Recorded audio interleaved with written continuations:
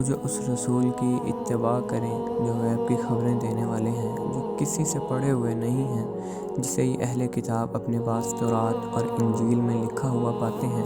وہ انہیں نیکی کا حکم دیتے ہیں اور برائی سے منع کرتے ہیں، اور ان کے لیے پاکیزہ چیزیں حلال فرماتے ہیں اور گندی چیزیں ان پر حرام کرتے ہیں، اور ان کے اوپر سے وہ بوجھ اور قیدیں اتارتے ہیں جو ان پر تھیں۔ تو وہ لوگ جو اس نبی پر ایمان لائیں اور اس کی تعظیم کریں اور اس کی مدد کریں اور اس نور کی پیروی کریں جو اس کے ساتھ نازل کیا گیا، تو وہی لوگ فلاح پانے والے ہیں۔ قرآن کریم اللہ کا کلام ہے اور اتنا مکمل ہے کہ اس میں اللہ کے لفظ کا اضافہ بھی ممکن نہیں اور شیطان کے لفظ کو نکالنا ممکن نہیں، بلکہ زیر زبر اور پیش کی بھی تبدیلی ممکن نہیں۔ اس کی حفاظت اللہ کریم نے ایسے انداز سے فرمائی ہوئی ہے کہ یہ مقدس قرآن جیسا تھا ویسا ہی ہے اور ویسا ہی رہے گا۔ نہ بدلنا قرآن کا اعجاز ہے۔ اگر خدا نخواستہ یہ بدل جائے تو یہ قرآن نہیں ہوگا۔ قرآن کی ترتیب کو بدلنا بھی ممکن نہیں۔ قرآن اسی کتاب کا نام ہے، کسی اور کتاب کو کسی اور زبان کا قرآن کہنا قرآن مقدس کی شان میں گستاخی ہے، گناہ ہے۔ اسی طرح اللہ کریم کے بارے میں جو علم، تعلیم، اطلاع، خبر اور ارشاد حضور پر نور صلی اللہ علیہ وسلم کی زبان سے عطا ہوا، وہی اللہ کے بارے میں حرف آخر ہے۔ کسی اور مذہب کا کوئی اور بیان جو ما سوائے بیان پیغمبر ہوگا ہمارے لیے نہیں ہے۔ مثلاً اللہ کو کسی ایسے اسم سے پکارنا جس کی سند حضور انور صلی اللہ علیہ وسلم سے نہ ملی ہو مناسب نہیں۔ پیر کو اللہ اور اللہ کو پیر کہنا نامناسب ہے۔ اللہ کریم کی جو صفات عالیہ حضور صلی اللہ علیہ وسلم نے بیان فرما دی ہیں، بس وہی صفات ہیں، جیسے اس زمانے میں ویسے ہی آج کے دور میں اور ویسے ہی ہمیشہ ہمیشہ کے لیے۔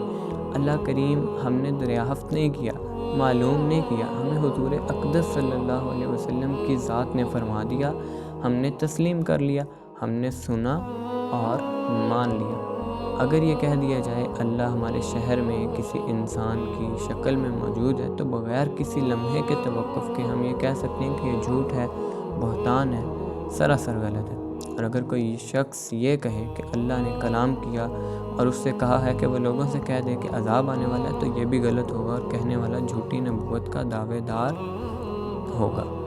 اور اگر کوئی انسان یہ کہہ دے کہ وہ اللہ سے جو چاہے منوا سکتا ہے، تو یہ بات غلط ہوگی، ناممکن ہوگی۔ کن فیکون کی طاقت اللہ ہے، اللہ کے پاس انسان کا کہا ہوا اللہ کا کہا ہوا نہیں ہو سکتا، الا یہ کہ وہ انسان کامل حضور اکرم صلی اللہ علیہ وسلم کی ذات گرامی ہو، وہ ذات جو بغیر وحی کے کلام نہ کرے، اور یہ صرف کسی امتی سے منسوب کرنا مناسب نہیں۔ اللہ اور صرف اللہ کو ماننے اور اس سے تعلق کا نام بھی اسلام نہیں ہے۔ حضور اکرم صلی اللہ علیہ وسلم کے وسیلے کے بغیر اللہ کا تقرب، اس کا جو تصور ہے وہ خارج اسلام ہے۔ ہم پر اللہ کی اطاعت فرض ہے، اللہ کی عبادت ضروری ہے، لیکن تقرب حق کا کوئی ایسا دعویٰ جو حضور انور صلی اللہ علیہ وسلم کے فرمائے ہوئے میزان کے علاوہ ہو، بہتان ہے، اور اسے غلط ثابت کرنے کا تکلف بھی غیر ضروری ہے۔ اسی طرح اسلام ایک مکمل اور محفوظ دین ہے۔ اس کو تکمیل کی سند مالک حقیقی نے خود یہ کہہ کر فرمائی کہ الیوم اکملت لکم دینکم، جس دن، جس گھڑی، جس لمحہ یہ دین مکمل کر دیا گیا، اس کے بعد کے اضافے، تخفیفیں، تحریفیں، رنگ رنگ کی وضاحتیں، انوکھی تشریحات اسلام پر احسان نہیں، بلکہ اس کے برعکس اسلام کو اس کے بنیادی رنگ کے علاوہ کسی اور رنگ میں پیش کرنے کی صحیح نامناسب ہے۔ تو اسلام کا اصل رنگ وہی ہے جو یوم تکمیل کے وقت تھا۔ جس طرح ایک خواب حسین، خواب مبارک اپنی رنگا رنگ تعبیروں کی وجہ سے ایک خواب مبہم بن کر رہ جاتا ہے، اسی طرح اسلام کی حقیقت وضاحتوں کے اضافی بوجھ میں دب کر رہ گئی ہے۔ اسلام کو عمل سے نکال کر علم میں داخل کرنے والے اسلام کے محسن نہیں ہیں۔ اسلام پر کتابیں لکھنا اور کتابوں پر کتابیں لکھی جانا اور تبصرے کرنا اور تقریریں کرنا یہ اسلام نہیں ہے۔ ایک کافر اسلام پر یا حضور صلی اللہ علیہ وسلم کی حیات طیبہ پر کتاب لکھ کر تو مومن نہیں ہو سکتا۔ مومن وہ ہے جس کو حضرت محمد صلی اللہ تعالیٰ علیہ وآلہ وسلم کی شخصیت کا اعتماد حاصل ہو اور جسے وابستگی نبی صلی اللہ علیہ وسلم حاصل ہو۔ مومن وہ نہیں جسے بھائی مدد کو پکارے تو وہ اسے قرآن سنانا شروع کر دے۔ مومن وہ نہیں جو وعدہ پورا نہ کرے اور نماز پوری کرے۔ مومن وہ نہیں ہے جو منبر پر کھڑے ہو کر مسلمانوں میں انتشار پھیلائے۔ فرقہ پرست حق پرست نہیں ہو سکتا۔ اسلام مسلمانوں کی وحدت فکر و عمل کا نام ہے، اور یہ ایک حقیقت ہے کہ مسلمانوں کی اکثریت ہمیشہ اسلام کے قریب رہے گی۔ وحدت ملت سے جدا ہونے والا فرقہ اسلام سے جدا ہو جاتا ہے۔ اب شارحین اسلام کی طویل اور معکوس وضاحتوں نے فرقے تخلیق کیے ہیں۔ فقہاء، علماء اور فقراء کی نیت پر کوئی شک نہیں، ان کا تدبر درست، ان کے ارشادات بجا، لیکن مسلمانوں کی وحدت، ان کی تعمیر و ترقی کے لیے اسلام کے اتنے فرقے کس حد تک موزوں رہے، یہ تاریخ گواہ ہے۔ اسلام کے شجر کو اتنے پیوند لگائے جا چکے ہیں کہ اس کا اصل رنگ دب کر رہ گیا۔ اگر یہ مان بھی لیا جائے کہ سب فرقے اپنے اپنے مقام پر صادق ہیں، تو بھی فرقہ سازی کا عمل یہ خوبصورت عمارت کو اینٹ اینٹ میں تقسیم کر دے گا، اور اسلام کا رعب، اسلام کا جمال جو باعث عروج و کمال تھا، یہ اضمحلال و زوال کا شکار ہو جائے گا اور ہو چکا ہے۔ مناسب معلوم ہوتا ہے کہ ہر فرقہ وحدت ملت کی طرف سفر کرے اور ایک بار پھر وہی مقام حاصل ہو جائے جو اسلام کا حق ہے، اور یہ حق بر حق ہے۔ اور بڑے افسوس کا مقام ہے کہ ہمارے ہاں کئی لاکھ مساجد ہیں، کئی لاکھ ائمہ ہیں، اس کے باوجود قوم کا عالم یہ ہے کہ معاشرے میں تمام برائیاں موجود ہیں۔ اسلام کا بیان بہت ہو چکا ہے، اب اسلامی عمل کا وقت ہے۔ اپنے سماج کی تطہیر اور اس کے بعد تطہیر نظام دنیا کا یہ منصب اسلام ہے۔ آئیے اب ہم ایک سرسری جائزہ لیتے ہیں کہ ہمارے ہاں اسلام کے نام پر کیا کیا ہو رہا ہے اور اس کا نتیجہ کیا ہو رہا ہے۔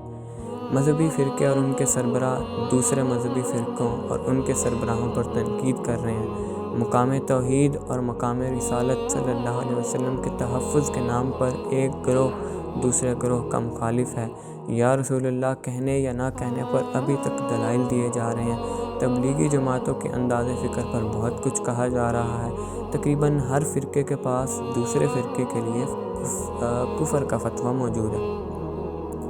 مسلمانوں کو اسلام کا ماضی سنا سنا کر ملت اسلامیہ کو قصہ ماضی بنایا جا رہا ہے۔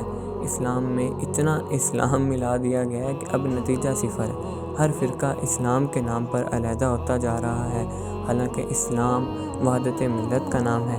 سیاسی اور سماجی تحریکیں اسلام کے نام پر قائم ہیں، اور ان میں اتنا فرق ہے کہ اصل اسلام کا پتہ نہیں چلتا۔ ایک مسلمان ملک کا معاشرہ دوسرے مسلمان ملک کے معاشرے سے مختلف ہے۔ صحیح اسلامی معاشرہ کہیں قائم نہیں ہو سکا۔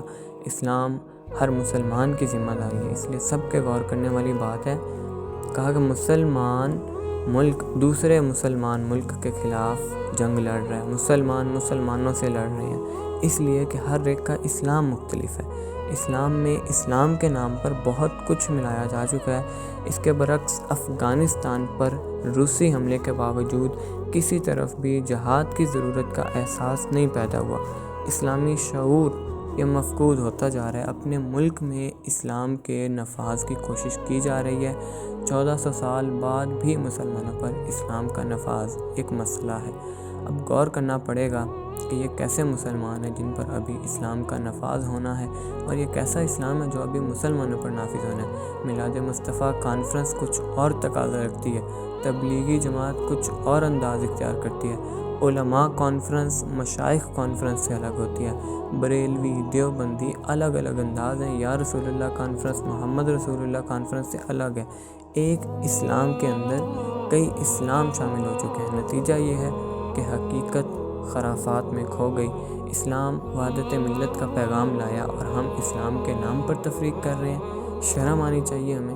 اسلام کی راہ میں سب سے بڑی رکاوٹ مسلمانوں میں وحدت عمل کی کمی ہے، اور یہ حقیقت ہے کہ جب تک تمام فرقے اور تمام شارحین اسلام اکٹھے نہیں ہوتے، وحدت ملت کا تصور تک ممکن نہیں۔ قائد اعظم کے پیچھے چلنے والوں سے تو کسی نے کلمہ نہیں سنا تھا، کیوں؟ کہ پاکستان کے لیے جان قربان کرنے والوں سے تو کسی نے بھی نہیں پوچھا تھا کہ وہ کس طریقت کے لوگ ہیں۔ افسوس ہے کہ قرآن بھی وہی ہے، اللہ بھی وہی ہے، اللہ کے رسول بھی وہی ہیں، لیکن اسلام وہی نہیں رہا۔ ہر آدمی اسلام کا دعوے دار ہے اور ہر دوسرا آدمی بھی یہی دعویٰ رکھتا ہے، لیکن وہ آپس میں اکٹھے کیوں نہیں ہوتے؟ کیوں؟ اسلام میں یہ جو اتنے کچھ ایڈ ہو گیا، اس کا نتیجہ صفر ہو گیا۔ آج اسلامی معاشرہ، اسلامی معیشت، اسلامی فقہ، اسلامی اخوت، اسلامی وحدت، اسلامی ثقافت سب بدل سے گئے ہیں۔ ہم حضور پرنور صلی اللہ علیہ وسلم کے دور سے اتنی دور آ گئے ہیں کہ ایک بار پھر وہیں سے شروع کرنا پڑے گا جہاں سے آپ کے دور کا آغاز ہوا تھا۔ کلمہ توحید کو روح وحدت مان کر اسلام کا عمل شروع کرنا چاہیے، ورنہ علم اور صرف علم اسلام سے بہت دور لے جائے گا۔ ایمان والے نفاق سے توبہ کر کے وحدت اور محبت میں متحد ہو جائیں، ورنہ کئی اسلام جو بن چکے ہیں یہ نتیجہ صفر دیں گے۔ اسلام جب اللہ کا دین ہے تو اسے اللہ کی رضا حاصل ہونی چاہیے، اور اللہ کی رضا ہی مسلمانوں کی سرفرازی کی ضامن ہے۔ آج کے مسلمانوں کی زبوں حالی ہی اس لیے ہے کہ اصل اسلام نہیں رہا۔ اصل اسلام کہیں مل سا گیا ہے، ملاوٹ ہو گئی ہے۔ آج کے فقہا مسلمانوں کو ایک اسلام سے وابستہ کر کے انہیں پھر عروج کی منزل دکھائیں۔ ابھی وقت ہے فرقوں سے الگ ہو کر وحدت ملت کی طرف سفر کیا جائے، ورنہ اگر وقت ہاتھ سے نکل گیا تو خدا نخواستہ ہر مسجد قرطبہ بن کر رہ جائے گی۔ ماضی کی یادگار، عظیم یادگار مسجد قرطبہ حال اور مستقبل سے محروم۔ ہم مسلمان ہیں، یہی ہمارا فرقہ ہے، یہی ہماری طریقت ہے اور یہی ہماری جمعیت ہے۔ کلمہ طیب ہی کلمہ توحید ہے۔ اسی بنیاد پر وحدت ملت کی عمارت استوار کی جا سکتی ہے۔ مسلمان متحد ہو جائیں تو نصرت اور کامیابی ان کا مقدر ہو جائے گی، ورنہ اسلام میں فرقہ سازی اور فرقہ کا عمل ہمیں اسلام سے اتنا دور لے جائے گا کہ ہم مسلمان کہلانے کے قابل ہی نہیں رہیں گے۔